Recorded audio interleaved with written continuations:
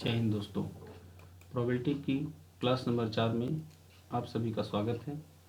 अब तक हम लोगों ने प्रोबेबिलिटी की एक डेफिनेशन पढ़ ली है, classical definition of probability. Classical definition of probability को मैथमेटिकल डेफिनेशन ऑफ प्रोबेबिलिटी भी कहते हैं।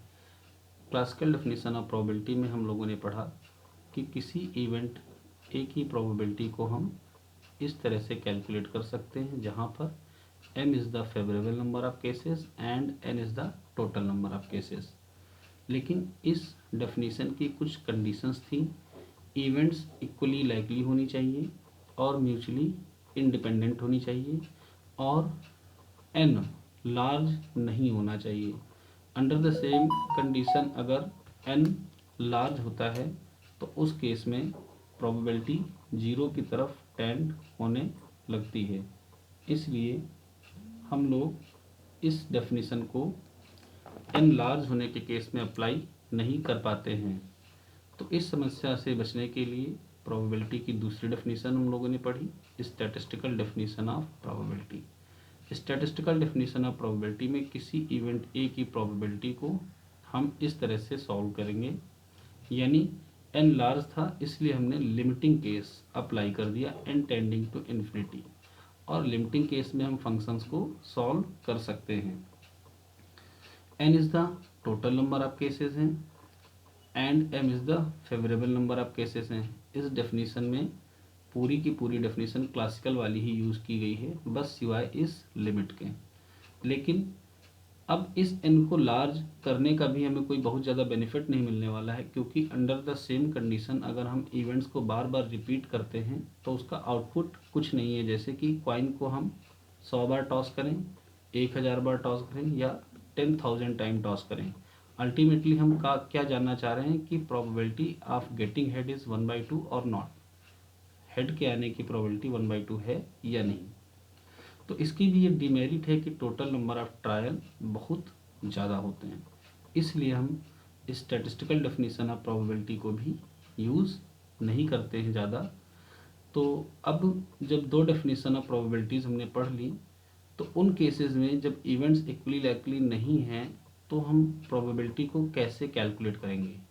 इसके लिए हम लोगों ने एक और डेफिनेशन प्रोबेबिलिटी की पढ़ी जिसका नाम है axiomatic definition of probability. Axiomatic definition of probability की अब तक डिफाइन की गई सबसे बेस्ट डेफिनेशन है, और इस डेफिनेशन के तहत हम सभी इवेंट्स में प्रोबेबिलिटी की कैलकुलेशन कर लेते हैं, चाहे वो इक्वली लाइकली हो या ना हो।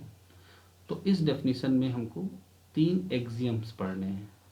एक्सियम्स क्या होते हैं इसके बारे में हम थोड़ी सी चर्चा कर लेते हैं। जब भी हम किसी थ्योरी का डेवलपमेंट करते हैं तो कुछ चीज़ें हम सपोज करके चलते हैं। जैसे कि अंग्रेजी भाषा को हमने पढ़ना सीखा, ये एक्सियोमेटिक डेफिनेशन हम कब पढ़ पा रहे हैं, जब हमने सपोज कर लिया कि ये ए है, ये बी है, ये सी है, ये डी है। यानी पहले हमने 26 अक्षर को कुछ सिंबल्स दिए, कुछ नाम दिए। तो अब जब हमने इनको ये नाम दे दिए तो इन अक्षरों से बनने वाली भाषा को हम इजीली पढ़ सकते हैं। लेकिन अगर कोई क्वेश्चन करे कि ये ए क्यों है, तो फिर भाषा का डेवलपमेंट ही नहीं होगा कि ये ए क्यों है, ये बी क्यों है। यानी कुछ चीज़ें हम सपोज करके चलते हैं, एज्यूम करके चलते हैं, उन्हें हम एक्सियम्स कहते हैं। तो प्रोबेबिलिटी की इस डेफिनेशन में हम 3 एक्सियम सपोज करेंगे। तो एक्सियम नंबर 1 है कि प्रोबेबिलिटी किसी भी इवेंट की 0 से 1 के बीच में होगी। Probability of any event lies between 0 to 1। 0 से कम नहीं हो सकती, 1 से ज़्यादा नहीं हो सकती। यानी प्रोबेबिलिटी कभी निगेटिव नहीं हो सकती और कभी 1 से ज़्यादा नहीं हो सकती।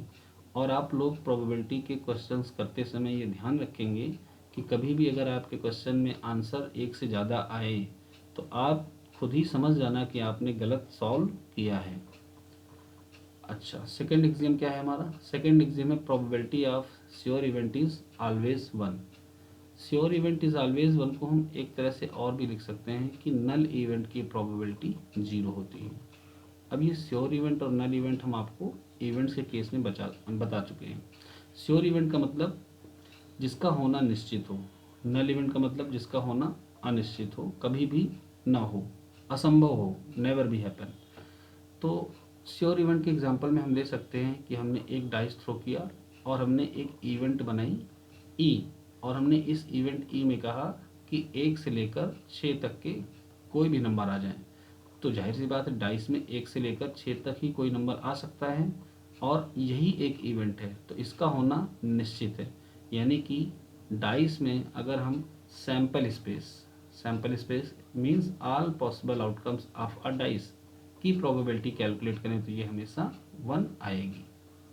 लेकिन अगर हम कहें कि डाइस पे नंबर 7 आने की प्रोबेबिलिटी बताइए, तो पासे पर कभी भी नंबर 7 नहीं आ सकता, यानी कि ये ऐसी एक इवेंट है जो असंभव है और इसलिए इसकी प्रोबेबिलिटी 0 होगी। एक्सियम नंबर 3 पर आते हैं। एक्सियम नंबर 3 में है if A and B are two disjoint events then. Disjoint का केस हम आपको जस्ट पिछली क्लास में लेक्चर 3 में समझा चुके हैं और हमने इंडिपेंडेंट और डिसजॉइंट के बीच में रिलेशनशिप की भी बात की थी। तो अगर दो इवेंट ए और बी डिसजॉइंट हैं तो हम उनके यूनियन की प्रोबेबिलिटी को सम में ब्रेक कर सकते हैं। ये दो इवेंट से ज़्यादा भी हो तब भी ये कंडीशन ट्रू है। सपोज हमारे पास इवेंट्स हैं A1 A2 dot dot dot AN, तो इनमें यूनियन लगा सकते हैं प्रोबेबिलिटी लेने पर। अगर ये इवेंट्स डिसजॉइंट हैं तो हम इसको लिख सकते हैं probability of A1 plus probability of A2 and plus probability of A3।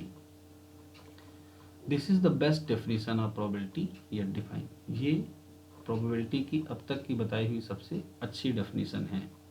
अब हम इस डेफिनेशन का यूज़ करते हुए आगे की समस्याओं को सॉल्व करेंगे। आज की क्लास में इतना ही। जय हिंद।